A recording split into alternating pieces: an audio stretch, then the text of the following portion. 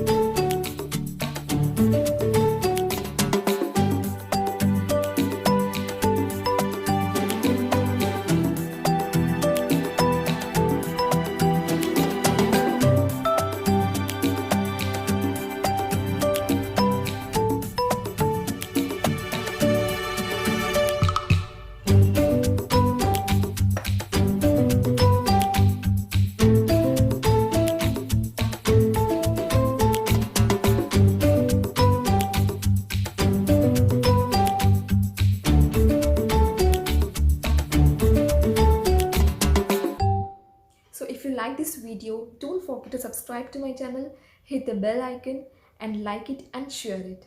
तब तक के लिए stay tuned, stay positive, keep smiling. Bye bye.